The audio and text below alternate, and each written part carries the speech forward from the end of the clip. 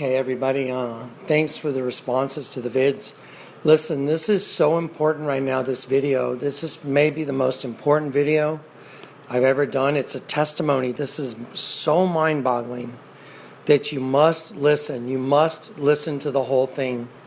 I'll also give you a radio show link for the other night. So if you want to get all the details about how this happened and what happened, you can go listen to the radio show. Okay, get ready, because here we go. I'm going to give you a testimony. The Lord has told me unequivocally, the sword is coming. And I'm going to show you how He told me. It's just so fascinating. It is so supernatural. It is so impossible that you'll know it's the Lord. Okay, before I start, I want you to know that back in 2008, I told the Lord, there's no way I'm going to go show everybody this stuff that you showed me. He was revealing all the stuff in the hieroglyph to me. He was revealing the images on the U.S. currency. He had given me a prophetic utterance. And I said, why are you giving this to me? And He told me that I was to go tell and warn everybody. And I freaked out. I said, no, I can't do that. There's no way. And then He showed me Ezekiel. I was in prayer, and He showed me Ezekiel, and it was a watchman's call. And it said, if the watchman seeth the sword coming, and he warneth not the people, I will hold the watchman personally responsible, his blood for theirs. But if the watchman warneth the people and they don't repent, their blood is on their own hands. Okay, I'm paraphrasing that. Well, that is the only reason I stepped out and did the Just a Messenger series. Because I fear God. I was like, oh my Lord, God is really telling me I have to go do this. This is crazy. And so that's been my ministry since 2008. That's where it started. You have to know that to begin this. Y'all should, maybe some of y'all know my testimony, where I got saved in the alley and all that. You should go look at it. We'll put a link. This is it, people. Jesus is coming, and He's coming quick. Let me show you how He showed me. This is fascinating. So here we go. Get ready. The other day on Friday, okay, guys, listen, I'm scheduled for surgery. I was supposed to be in surgery this upcoming Thursday for double inguinal hernia. And one of them's on the verge of strangulation. And so I have to get in. Now listen very closely. Last Friday, a friend of mine, Billy Lojak, he sent me a text message. I'll show you an image in this video. And it said, the king is coming. And he wrote, I think, look at the handle on the sword. And so he mentioned the sword in the text message. It was an image of what's supposed to be Christ, with his crown. He's got his sword out and he's blowing a shofar. Well, I didn't think much about it. I just went, yeah, that's cool. No big deal. That's pretty cool. Okay, well, then over the weekend, I'm working on this house that was given to me. I was given a house as a payback for a house that was taken, literally stolen from me. And so this house was in complete disrepair. It was owned by a gay guy, and it was so run down. It was just, I had to gut the entire house. I will put some images in here from that so you can see what disrepair the house was in. So when I started rebuilding this house, the Lord showed me there were 3 Het symbols on the house. A Het is the number 8 in Hebrew. We'll show you an image of all this. And I was sitting in my driveway and I said, how am I going to get rid of these 3 sections of red brick that are in the middle of all this gray brick? And I heard the Lord say, that represents the mercy seat. I thought I was hearing things. And so I photographed it and I sent it to my buddy Todd. I go, what do you make of this? I didn't know it was a Het symbol then. I just knew it were these 3 red bricks that looked like a pi symbol in math. And I heard, while I was sitting in the driveway, that represents the mercy seat. And I went, wow, what does that mean? And so I photographed it. I sent it to Todd and he calls me back. He goes, wow, that's the Het symbol in Hebrew. And it literally represents the blood over the doorposts when they left Egypt. And I went, You're kidding. It also in Gematria, it represents the number 888. It's the number of Jesus Christ. That is the number of Jesus Christ. It also represents the mercy of God. And I was like, how crazy is this? So I have this house that was given to me as a payback for a house that was literally stolen from me that I had paid off. When I took over this house, I tore down the middle wall. There is a middle wall that divided the house, and I tore it down. And as I was working on this house, everything started manifesting into this incredible biblical parallel. The middle wall of partition has been torn down, making the two one. So the two halves of the house became one. I was like, that's weird. The floor had this black tar we couldn't get off, so we stained the floor as black. And it made a mirror reflection of the whole house. That's the exact paradigm the Lord has shown me. Now get ready, because this whole house is symbolic of us being the rebuilt temple. We are the temple of God, not a building, but he's showing me through this manifestation. But please listen on how he showed me the sword is coming. I just finished this house. Get ready. Okay, now that the house is done, I had a friend in from Canada, and he helped me move my stuff over here. And as I was arranging this house, there's a bar, and I'm going to give you a little video of this house so you can see it for yourselves. There's a bar, and it had a vase on it. And the Lord told me, I was staring out the window, and I just said the words Ezekiel 7. And my friend looked at me like, why are you saying that? And I was like, I don't know. And then I heard the Lord say to me, go buy gladiolas, red gladiolas, and put them in the vase on the bar. And I thought, how weird. Am I hearing things? And I said that to Mike. I go, wow, that's crazy. I hear go buy red gladiolas and put them in the vase on the bar. That is so random. And Mike said, did you just hear that? And I go, yeah. And so I said, I guess we better go get some red gladiolas. I always do what I hear the Lord tell me to do. And so we left to go get red gladiolas, and we went to this place called Central Market in San Antonio. It's a grocery store, but they have everything. And we walked in there, and I walked into the floral department, and I asked for red gladiolas. And they said, no, we don't have them. And they said, we do have them, but we just don't have any right now. You could try Travis Wholesale Florist. And it's Sunday. And they said, but Travis is closed. And I went, oh. And they said, but you can probably get them there on Monday. And I went, okay.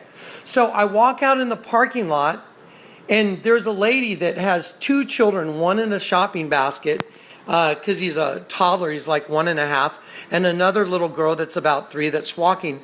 And her grocery cart is stuck between the grooves of these cobblestones.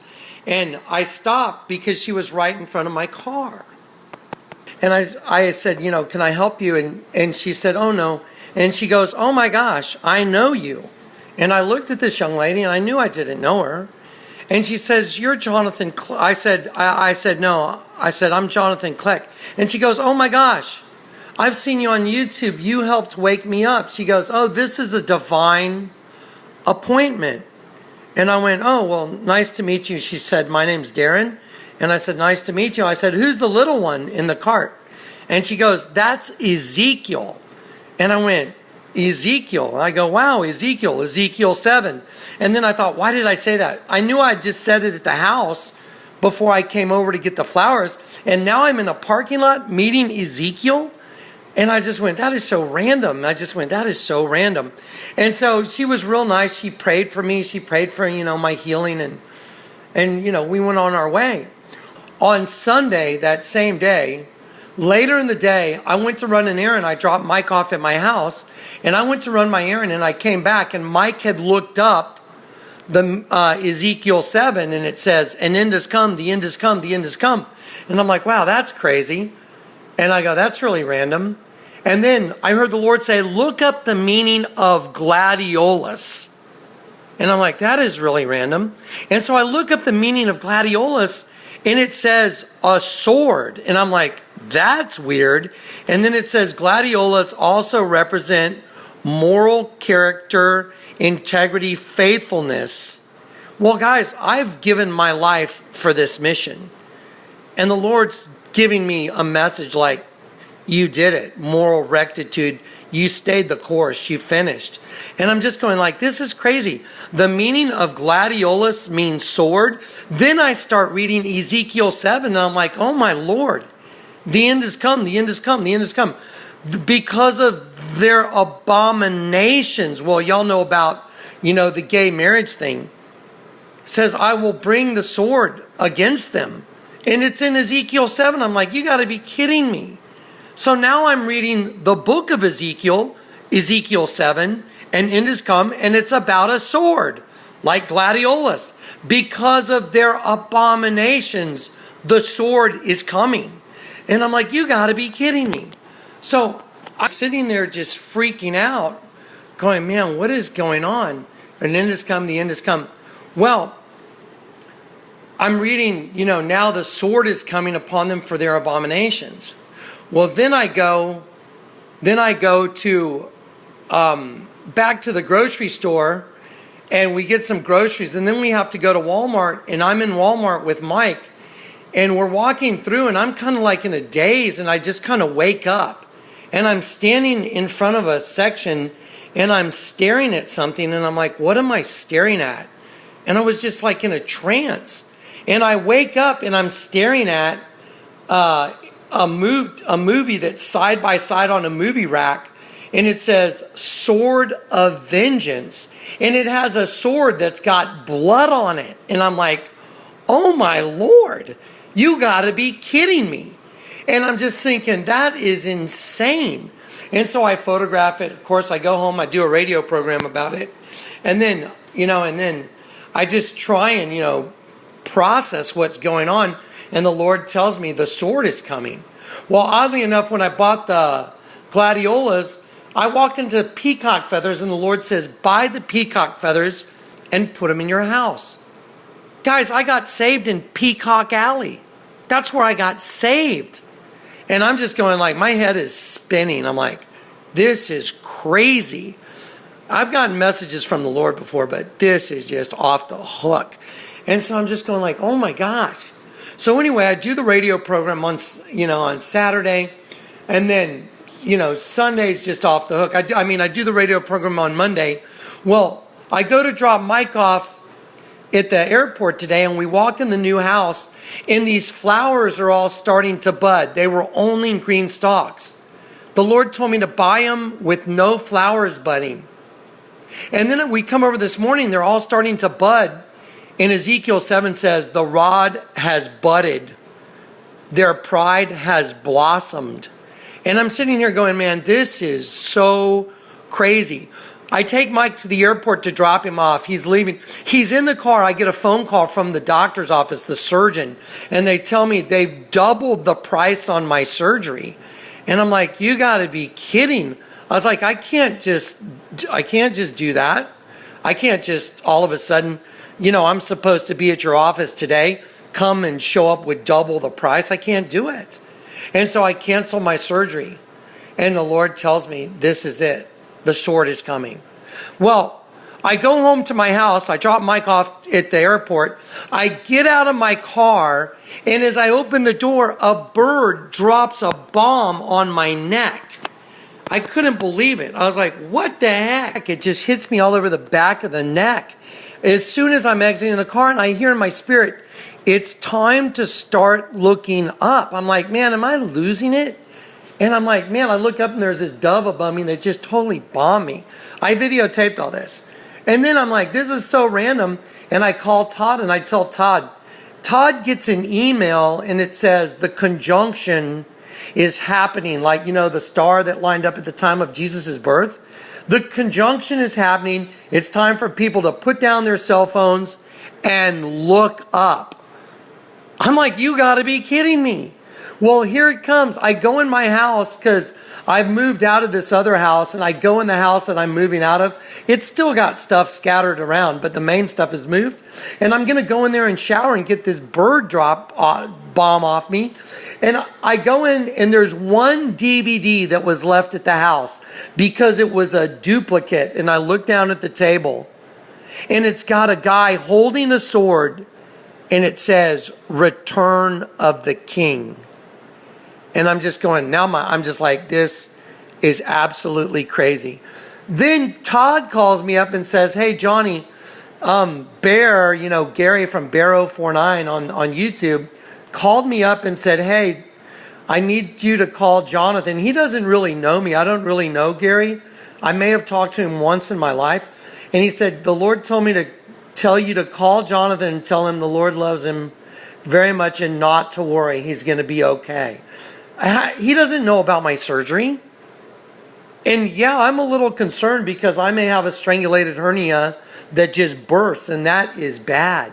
So anyway, look at what's happening. I'm on the verge of disaster. The world is teetering on the brink of disaster. And the Lord showed me emphatically, the sword is coming. So all I can tell you people is be ready. Now I'm going to take some little videos and Todd's going to edit this for you guys and let you see some of this stuff I'm talking about. All right. God bless. Take care, guys. I'll see you at the party. It's coming. It's exciting. There's the house. There's the chet. Now I'll go over this way. There's the other chet. And there's the other chet. So the house has chet, chet, chet on the front of the house. Notice one beam is higher than the other. Sorry guys, I'm trying to avoid the bushes. One's high. It looks like the cross is at Calvary. There's the chet right there. House, the whole house, you can see the mirror reflection. There's Randy. Turn around and say hi, Randy. Hi, Randy. There's a house, you can see the mirror reflection. It's a mirror reflection of itself. That is metallic epoxy, represents the 3 crosses at Calvary. Okay, here is the front of the house looking out. There's the bar. This is where he told me to put the flowers. Look, they're all starting to bud. This picture Cat gave me. There's the peacock feathers. There's the rest of these, the rest of the flowers. The painting my son did. It represents, he's 12 years old. It's represents the infinity symbol. Part of it's blue with the red center. The other part of it's blue with a green center. The other part is green with a blue center. It's a opposite, kind of like the yin yang, but infinity symbol. There's the kitchen, and the addition of the room has all the artwork. Here's the addition. This is the hieroglyph of Akhenaten and Nefertiti. There's the dead sheep. There's the creature, which is a serpent-like human eating his own child, which is the paradigm revealed. Here is my artwork that I haven't straightened this room up completely. It's shows the second coming and Jesus coming on the clouds of heaven. That represents the face. And there's the sword going up. He's coming on the clouds of heaven with the sword. I did this before I got saved. And over here is a crucifixion of the final judgment and the lake of fire and hell. And there's a carving I did that's identical to the hieroglyph that I did before I got saved. And there's an image of a crucifixion between the 2 halves of this. On this side is Christ coming on the clouds of heaven. Over here is the crucifixion and the lake of fire, and under the other side is where those that escape. Now watch this. The bathroom that I built, and the Lord gave me directions on what to do because of where the plumbing was. This base represents the enemy and the sins of the enemy. This red basin represents the washing in the blood of Christ. The shower also represents the same thing. There's 3 waterfalls. Each one has 8 red drops. Hat, hat, hat. 888. This is the bathroom. And it was supernatural the way this bathroom was set up. It basically had to be built this way because of plumbing issues and other stuff. This is where Juan got saved. When we were doing the plumbing under this shower, we tunneled all the way under this floor to the outside of the house, right over to here. Right over to here is where we tunneled under, and that's where Juan, his sight was restored. He was blind in one eye, and his sight was restored. Went out in front of the house, and he prayed and received Christ. This is a very supernatural location. I mean, for me, the Lord put me here.